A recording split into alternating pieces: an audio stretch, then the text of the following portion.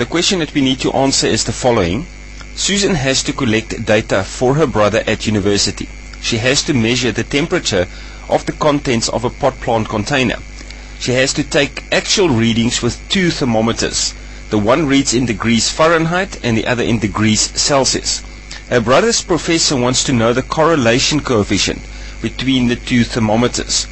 So then they're giving us the data that she has collected, also the time in minutes that has passed between the different readings, but we are not really interested in that. We are interested in finding the F value, the Fahrenheit, and the C value, and then we can go for the F values that we are given 32, 45, 50, 60, 63, 65, 72, 72, 81 and 86. And then for the Celsius values we have 0, 7, 10, 15, 17, 19, 22, 23, 27 and 30. And then we need to use Excel to answer the professor's question, which we are currently busy with. We need to get Susan's graph as the heading.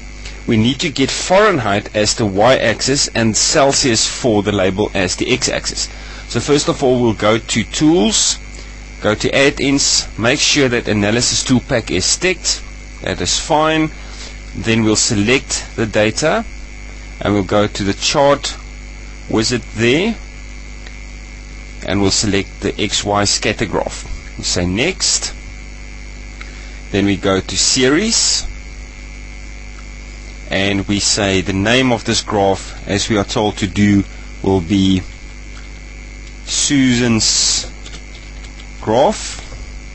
And then for the X values, now remember they said for the X values we need to choose the degree Celsius, so it's not Fahrenheit, it's Celsius for X values. Select that, click there.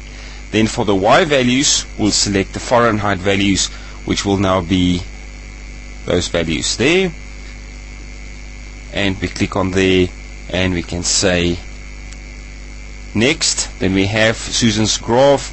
For the X values we need to call it Celsius, and for the Y value we'll call it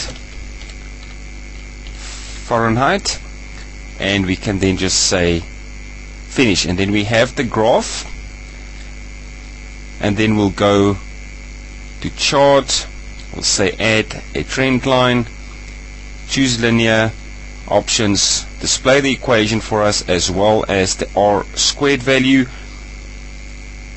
which will give it to us like that. And then we've got a very good value there for R squared, 0.99, so that's 99%. And then they also say we must calculate or show the calculation of the correlation coefficient. Now remember, R squared is not the correlation coefficient, it's the coefficient of determination. So what you simply have to do then is square on both sides to get R, which will then give you a 0.99 value as well, which then is a very good approximation for your data. The R squared value, the 99% that you get there, actually indicates that 99% of your data can be approximated by the straight line graph that you have there.